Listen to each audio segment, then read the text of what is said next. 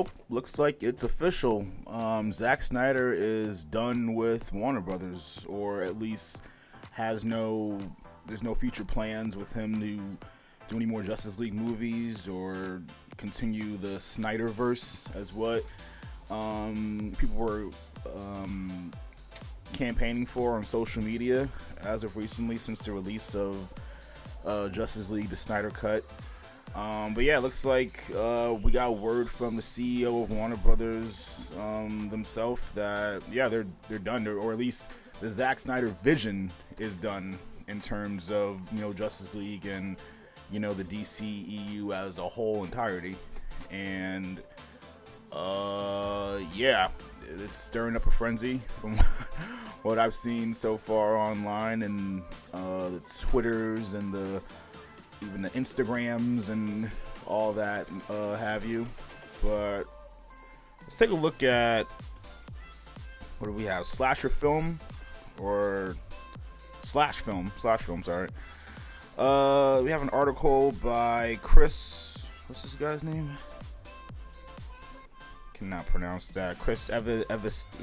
I'm not even gonna try to butcher that. The SnyderVerse is over, and there will be no Ayer cut of Suicide Squad, according to Warner Brothers. Which is funny, because the Ayer cut, that's something. Well, to be fair, all these different cuts started pretty much trending, or people were trying to get them trending after, definitely after the Snyder Cut was officially, confirmed by Warner Brothers, but said, yeah, it exists. We're giving him X amount of money to actually, finish it with, graphics and all that. But, and you guys are going to get it. So, yeah, of course, after that, it was just like, release the Ayer cut of Suicide Squad, or release the, I forget the name of the director. I forget her name, who directed, what was it, Birds of Prey? Yeah, release my cut. She was even saying like, oh yeah, there was another cut of mine, or another vision of mine that I had planned for that movie, but then the studio got involved, and so yeah, I think that's gonna be a trend now coming. Not even just with DC or just superhero movies in general. I think that's just gonna be a trend coming up with film in general, especially film that has, or at least that partakes and has large fandoms, whether it be book adaptations or movies based off video games. Even if when Hollywood goes into the direction of doing live adaptations of anime, I do see that coming out. And this is all just if the movie is bad. Or just just bad, or like kind of poorly received. Like, oh, release the director's cut. Like, put every single thing that they filmed in the movie. Let's all see that. So yeah, I don't think that trend's going away at all. After years of demanding it, fans were finally giving the fabled Snyder Cut, aka Zack Snyder's Justice League, last week. You might think that would be enough, but a vocal group of those same fans wants even more. Wow, the grammar on this is off. They want Warner Brothers to restore the so-called SnyderVerse by giving Zack Snyder the keys to the future of DC adaptations. On top of that, some also want to restore David Ayer's preferred cut of Suicide Squad, as that movie was notoriously tinkered with before it hit theaters. But according to Warner Brothers Studios CEO and Sarnoff, there are no plans for any of that. In other words, it really looks like the SnyderVerse is over and done with. So yeah, basically the rest of the article just goes off on the author's opinion on it, basically saying that he did enjoy the the Snyder Cut of Justice League, and he was happy fans got to see it. But at the same time, he had his criticisms with it, and also he's kind of glad that they're moving on, or Warner Brothers, that is moving on from Zack Snyder and doing their own things, and just completely scrapping the whole idea of the continued SnyderVerse, or at least when it comes to the Justice League and those characters. And also going on to talking about like the toxicity of the fans, and how they shouldn't just cater to them and all that. So yeah, pretty much just a big op-ed. But as far as my thoughts on it, first off, I'm not really surprised by this decision. Not that I'm saying it was definitely going to happen. I was just in the mindset of, it's definitely on the table.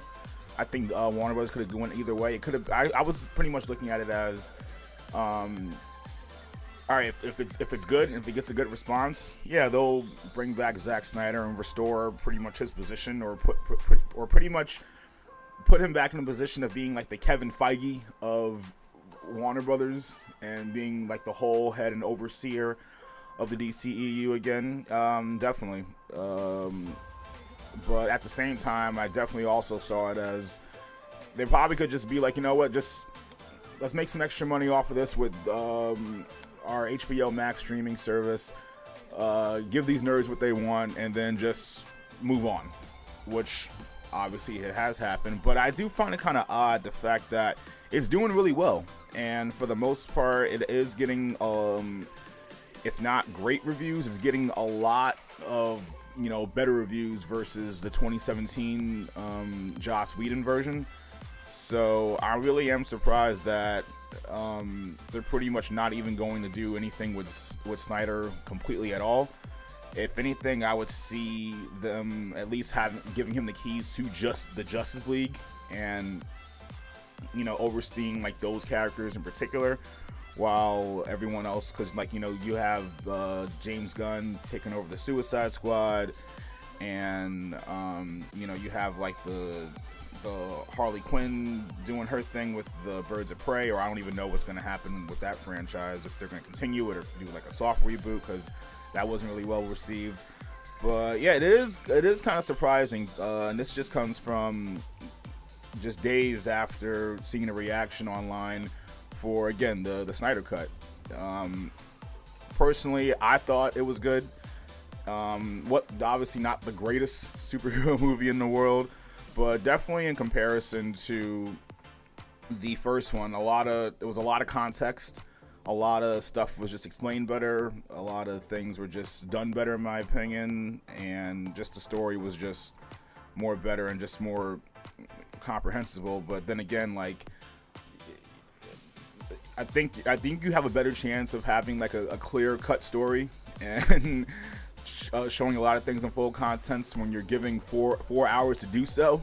So, but yeah, I definitely, and yeah, with all the cliffhangers and stuff, even as this article even mentions, everything that it was setting up, certain cliffhangers, and the way how like that end, or at least the before end credit scene happened, I'm like, all right, I want to see how this goes. Like this seems interesting. And then just also reading like the different fan theories about what could happen within the SnyderVerse that I was reading online. Like, all right, let's just see how this pans out. But it looks like that's not what we're doing. And again, this doesn't really surprise me at all, especially when they announced, and I called this years ago, with them doing pretty much a whole reset once they announced that, all right, we're doing a Flash movie, even though that's been announced like 4 or 5 times in the past couple of years. But once they announced that they were not only just doing a Flash movie, they're doing Flash Points, I'm like, oh, okay, that's going to be pretty much your excuse to do a soft reboot of pretty much this whole franchise. And I will give it this. Again, you can criticize Zack for like a lot of things. I definitely sure have. Again, not even just with Justice League. I've criticized him with like a bunch of his movies. Even though not Suicide Squad, what was it? Sucker Punch. Sucker Punch is actually my favorite movie from him. I really did enjoy that movie. But yeah, you can criticize him. He's definitely not above criticism. And again, like I said, I definitely sure have. But I think the one thing that you had going on with Zack was the fact that at least, again, you can love his vision or hate it. At least he did have a vision and did have like a foresight of like what, or at least how to take the main forefront characters of the DCEU, which is the Justice League. Flash and Batman, Wonder Woman, stuff like that. And of course, those films or those characters in their own films are going to have their own directors and their own little pockets. I think he was probably, you know, in the best position, or was doing a better job of, like, again, being the overseer, being the Kevin Feige of the for Warner Brothers with that. And again, like, people are saying, like, oh my God, Gal Gadot is like the best Wonder Woman. She's an awesome Wonder Woman and everything, which I agree. But people forget, some people may forget, Zack Snyder's the one who hired her. He hired Gal Gadot, and then Patty Jenkins was brought on later to direct, like, that first Wonder Woman movie. So yeah, he screws up, obviously, but he has done some good things that, like, I definitely can tip my hat to. So yeah, I just think it's just, is it unexpected? yes, but depending on or based off of the reaction to his cut of Justice League, it's really, and the money that they're making from it, it is kind of weird. They done riled up the Snyder Bros, and I just I don't know. I just I'm interested to see what's it gonna be from here on out as these movies get developed, as new stories get pitched and developed. What about the SnyderVerse? Well, Zack Snyder could have did that. So yeah, pretty crazy.